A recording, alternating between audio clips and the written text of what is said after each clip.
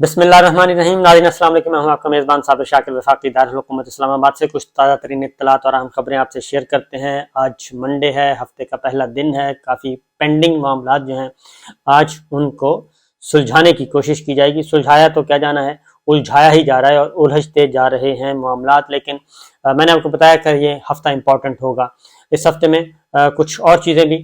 جو بند کمروں میں چل رہی ہیں، ڈسکشن چل رہی ہے، بڑی بڑی بیٹھکیں ہو رہی ہیں، بڑے بڑے اجلاس ہو رہے ہیں، ان کے بارے میں بتایا نہیں جا رہا، وہ بھی آگاہ کیا جائے گا کہ کیا موڈ ہے جناب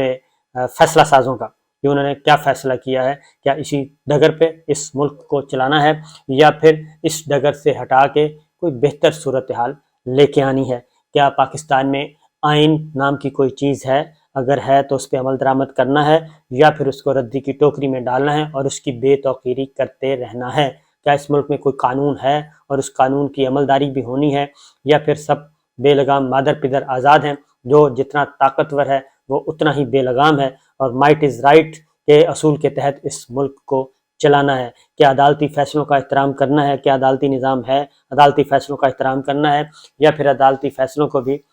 ردی کی ٹوکری میں ڈالنا ہے اور ان کی بھی بے توقیری کرنی ہے۔ کیونکہ یہاں پہ کچھ ایسے بھی لوگ ہیں جو کہ یہ سمجھتے ہیں کہ وہ آئین سے ماورا ہیں اور جو کچھ وہ کر رہے ہیں وہ کسی کو نظر نہیں آ رہا، وہ سب کچھ نظر آ رہا ہے، سب کچھ نظر آ رہا ہے، سب دیکھ رہی ہے، دنیا دیکھ رہی ہے، بچہ بچہ دیکھ رہا ہے اور پاکستان جل رہا ہے، لیکن پاکستان کو سنبھالا دینے والا اس وقت کوئی بھی نہیں ہے۔ اور ابھی بھی میں حیران ہوں کہ ابھی بھی کچھ لوگ، سب نہیں، کچھ جو اسپاٹ فکسر جن کو کہتے ہیں، وہ ابھی بھی بضد ہیں کہ وہ بزور قوت، بزور طاقت جو رجیم چینج ہے اس کو منوا لیں گے، اور اس کے خلاف جو مزاحمت ہے، جو لوگوں کے دلوں میں نفرت ہے، جو سینوں میں نفرت چھپی ہوئی ہے، وہ نفرت کو ختم کر دیں گے بزور قوت۔ تو اگر کوئی یہ سمجھتا ہے کہ یہ بزور قوت ہو سکتا ہے اور بزور طاقت یہ سب کچھ ہو سکتا ہے، تو میرا خیال ہے کہ وہ احمقوں کے جہنم میں رہتا ہے۔ وہ نہ تاریخ سے واقف ہے، نہ وہ انسانی نفسیات سے واقف ہے، نہ وہ سیاسیات سے واقف ہے، اور نہ ہی وہ پاکستان کی تاریخ سے واقف ہے۔ اگر کوئی یہ سمجھ رہا ہے تو اسپاٹ فکسرز جتنے بھی ہیں وہ ان کے ذاتی مفادات تو ہو سکتے ہیں، ذاتی مفادات اور ذاتی چمڑی اور دمڑی بچانے کے لیے تو وہ سب کچھ کر سکتے ہیں، لیکن اس کے علاوہ ملکی مفاد کوئی نہیں ہے۔ ملکی مفاد اگر ہے تو ملکی مفاد کے بارے میں فیصلے کرنے ہیں تو پھر پاکستان کی آواز سنو، پاکستان کی عوام کی آواز سنو، اور پاکستان جو کہ پاکستان کی کشتی میں ایک نہیں کئی سوراخ ہو چکے ہیں، ان سوراخوں کو بند کریں، پاکستان کی کشتی کے ملاحوں کو تبدیل کریں، اور جب تک یہ نہیں ہوگا اس وقت تک یہ چیزیں چلتی رہیں گی۔ ہو کیا رہا ہے ابھی بھی، جو میں آپ سے کچھ باتیں سامنے میں آپ کو رکھ دیتا ہوں ایک ایک کر کے، اس سے آپ اندازہ کر لیں گے کہ ابھی بھی یہ نہیں سیکھا کسی نے بھی کہ جناب جب عوام کھڑی ہوں، عوام اٹھ کھڑی ہو، عوام جس چیز کو مسترد کر دے تو ان کے سامنے کسی قسم کا خوف نہیں رہ جاتا، اور ان کو خوف کے ڈر سے، لالچ سے، وہ پھر یہ ساری چیزیں ان کے وہ بہت اوپر چلی جاتی ہیں، یہ سب چیزیں ہاتھ سے نکل جاتی ہیں۔ اور پاکستان کی حالت بھی اس وقت یہی ہے، سب کچھ کر کے دیکھ لیا لیکن ابھی بھی ون پوائنٹ ایجنڈا ہے، پاکستان جل رہا ہے، آئی ایم ایف کے ہاتھوں آپ یرغمال بنے ہوئے ہیں اور آئی ایم ایف کی باتیں نہیں مان رہے۔ جو ایک رپورٹ آئی ہے آئی ایم ایف کی نے ایک باقاعدہ طور پہ چارج شیٹ کیا ہے، اور انہوں نے کہا ہے کہ پاکستان کی گورنمنٹ نے بالکل ایک ایسا کام کیا ہے کہ مالیاتی خسارہ نہیں، بلکہ انہوں نے کہا کہ مالیاتی فراڈ کیا ہے کوئی 2000 ارب روپے کا، اس کو یہ کہتے ہیں کہ مالیاتی فراڈ 2000 ارب روپے کا کیا ہے، اور مالیاتی خلاف ورزی جس کو کہتے ہیں وہ، یہ ان کی رپورٹ ہے۔ اور 600 ارب روپے کے انہوں نے کہا اضافی ٹیکس لگائیں، آپ نے جو کچھ کرتے جائیں گے، اور یہ سارا کچھ جو ہوا ہے ہمارے سامنے، آنکھوں کے سامنے ہوا ہے۔ اگر عمران خان کی گورنمنٹ، پچھلی گورنمنٹ، عمران خان اور ان کے اتحادیوں کی گورنمنٹ اگر اتنی بری تھی، اور کہا جا رہا تھا کہ جی وہ باجوہ صاحب کہتے تھے میں چلاتا تھا ان سب کو، میں ان کو انگلی پکڑ پکڑ کے سکھا رہا تھا اور ان کو لے کے چل رہے تھے، لیکن وہ چل نہیں رہے تھے، تو وہ عمران خان صاحب تو چلے گئے، صرف عمران خان کو مائنس کیا ہے، باقی سارے اتحادی تو نئے اتحاد میں شامل ہیں، 14 جماعتی اتحاد ہو گیا ہے۔ اور اب پھر کیا ہو رہا ہے، 9 اپریل کے بعد عمران خان کو مائنس کرنے کے بعد پھر کیا ہو رہا ہے، اس کے بعد وہ یہ باقی سب کو انگلیاں پکڑ کے کیوں نہیں دکھایا جا رہا؟ پھر ایک بیانیہ، ایک جھوٹا بیانیہ بار بار یہ ذہنوں میں ڈالنے کی کوشش کی جاتی ہے کہ جناب آئیں مل بیٹھ کے سارے معاملات سیٹ کریں اور اس ملک کو آگے بڑھانے کے لیے بات کریں، بس سارے مل کے آگے بیٹھ جائیں۔ تو عمران خان ہی باہر ہے نا، باقی تو سارے 14 جماعتی اتحاد اور باقی سارے ریاستی ادارے، حکومتی ادارے، ریاستی مشینری، حکومتی مشینری، ساری کی ساری اس وقت اقتدار میں ہیں۔ اور اس وقت اقتدار میں مائنس تو صرف ایک اپوزیشن میں صرف پاکستان تحریک انصاف ہے، اس کو چھوڑے باقی تو ماشاءاللہ اتنے بڑے بڑے ذہن ہیں، بڑے بڑے لوگ ہیں، ان کو اکٹھا کریں اور ان کو کہیں کہ جناب بالکل آپ جو بھی فیصلہ کریں، ان کے راستے میں کون سی چیز رکاوٹ ہے جو ان کو فیصلہ نہیں کرنے دے رہی؟ یہ مساق معیشت کرنا ہے یا پاکستان کو آگے لے کے جانا ہے یا پیچھے لے کے جانا ہے، وہ تو سب کچھ وہ ہیں۔ تو اس لیے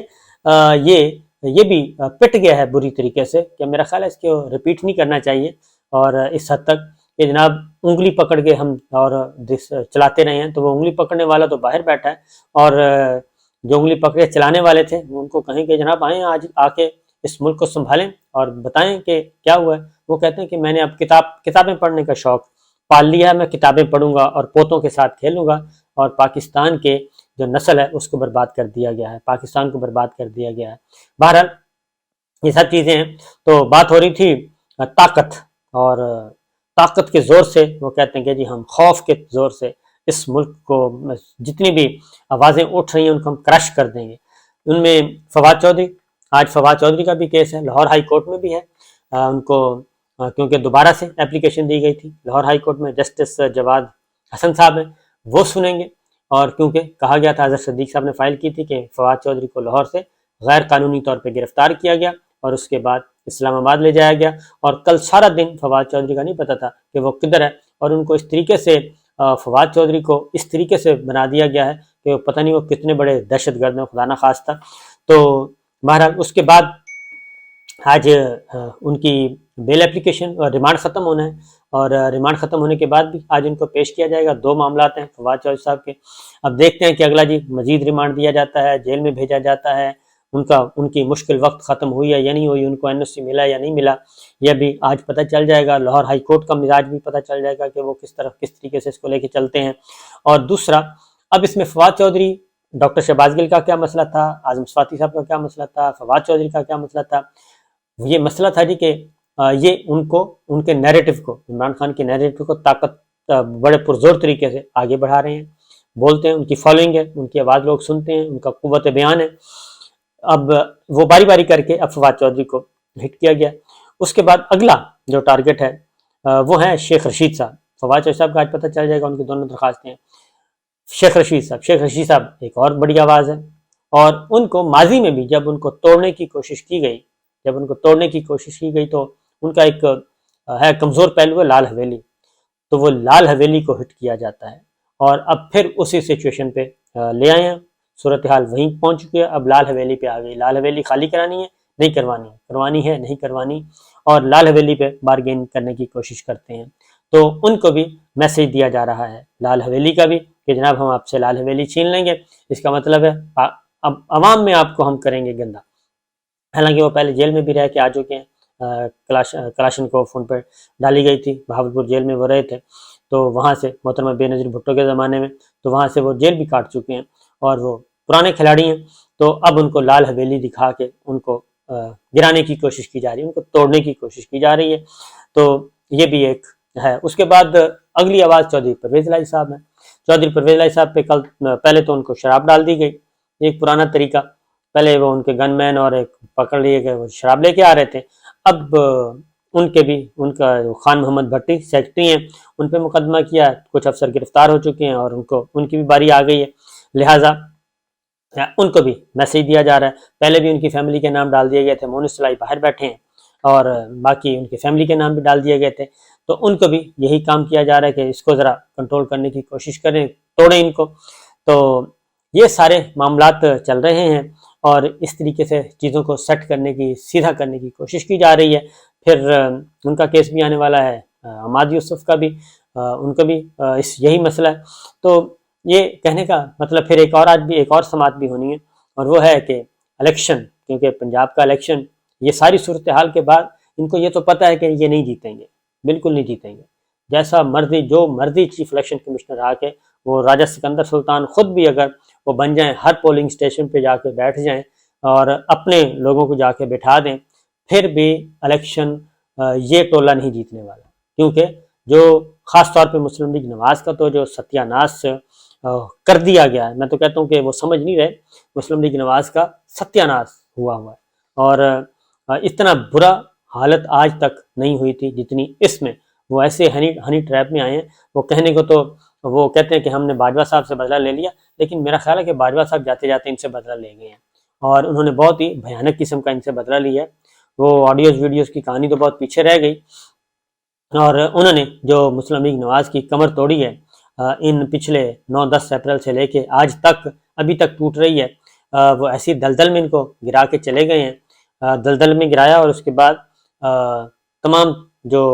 ہیلپ تھی وہ بھی آگے پیچھے کر دی، اب وہ بے یار و مددگار، ان کے جناب یہ ہے کشتی، اس کو ذرا دیکھیں۔ اس کی ریزن ہے کہ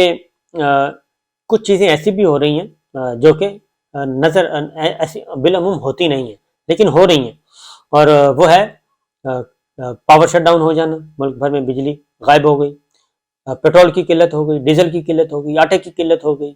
اور اس طرح کے کام ہو رہے ہیں، اور کبھی کچھ ہو گیا کبھی کچھ ہو گیا، تو یہ سارے کا سارا جو شہباز شریف صاحب کا ایک ہوا تھا وہ نکل گیا، اسحاق ڈار صاحب جو ان کے سپر سٹار تھے وہ سپر سٹار کیا، وہ ان کا ستیہ ناش ہو گیا، اور اب میں تو کہتا ہوں کہ وہ تمام لوگ جو ہیں ہمارے دوست بھی بڑے ایکٹیو ہوا کرتے تھے، تو اسحاق ڈار صاحب کے حالت مفروری میں بھی ان سے پورا پروگرام